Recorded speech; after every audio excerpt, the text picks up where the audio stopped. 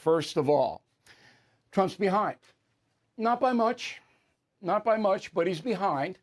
Lost all of his lead that he had over Biden after the first debate in June. They're worried about it. Donald Trump himself is worried about it. That anxiety is seeping down throughout the campaign. To me, he's got plenty of time to turn it around. But he's not winning. So everybody should know that. And the people who will tell you he is winning are misleading you. Okay, so the debate on September 10th is the big number this year. Huge. And the polling before the debate means nothing unless there's a collapse, and I don't expect that to happen. Trump is out doing what he always does, his rallies and things like that. I think he's getting the message that he's got to be sharper, but I don't know that for certain.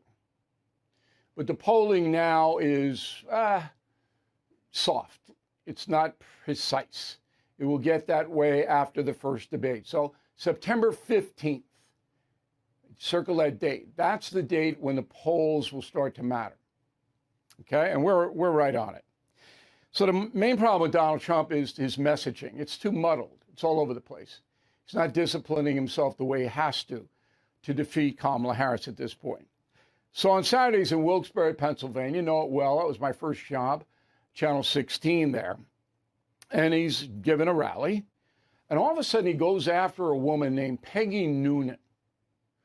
So Ms. Noonan is a columnist for the Wall Street Journal. With all due respect for her, no one cares about Peggy Noonan other than her friends and family. No one in this country cares about this woman. She's anti-Trump. She's nasty. All right. I don't know her, but she's been nasty to me. I have no use for her, and I don't care about her. But Donald Trump singles her out, all right, and says this. Go. I don't know anything about her. I don't know her. Treats me badly, but that's okay. She called it wrong. She's called it wrong now for about 8 years. But she said one thing that got me. She said Kamala has one big advantage. She's a very beautiful woman.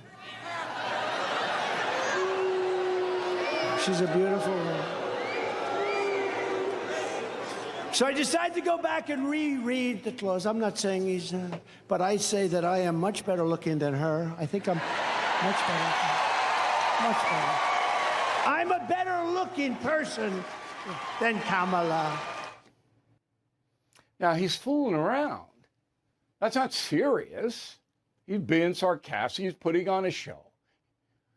But this morning on the CBS Radio World News Roundup, which is heard all over the country, CBS Radio plays it straight. No context. And so people who don't know think Trump's a nut. And that's what the media wants the American people to think. But again, Donald Trump's handing the media this stuff. He doesn't need to be a comedian. He doesn't need to do this. He's entertaining enough when he's riffing on policy. I don't want Trump not to be Trump. I don't want him to change. He's done something nobody else ever did. Attained the presidency with no political connections, nothing. Just did it on his own. Nobody's ever done that before. When you read my book, Confronting the Presidents, you'll see that. It's the only guy in history who's ever done it. So you don't tell him, hey, throw all that out. But you must be more disciplined now. No one cares about Peggy Noonan. And saying that you're better looking than Kamala Harris, that doesn't get you a vote anywhere. Not one. Not one. It's frustrating. It's just frustrating for me because I know the danger this country faces if the vice president wins. Okay, so J.D. Vance. We have been trying to get Senator Vance on this program for 26 days. All right? And we're still negotiating, and we hope it happens this week. I'm involved at the highest level. There's no reason for him not to do it. We've given him unbelievable access to taping an interview. Still don't have it nailed down. Maybe by this afternoon after taping we will. I hope. But this is not easy. And it should be. It shouldn't be hard. This broadcast reaches millions of independent voters. Millions. On YouTube, on News Nation, all over the place. Anyway, I'm going to keep you posted tomorrow on that. We're still hoping. And there's no acrimony. It's not they're mad at us, we're mad at them, and I haven't said anything negative about J.D. Vance. I don't know him. I want to get him on it, discuss policy, because that's important to you, right? Now, Walz and Harris never going to come on. Never. In a million years would they come up against me.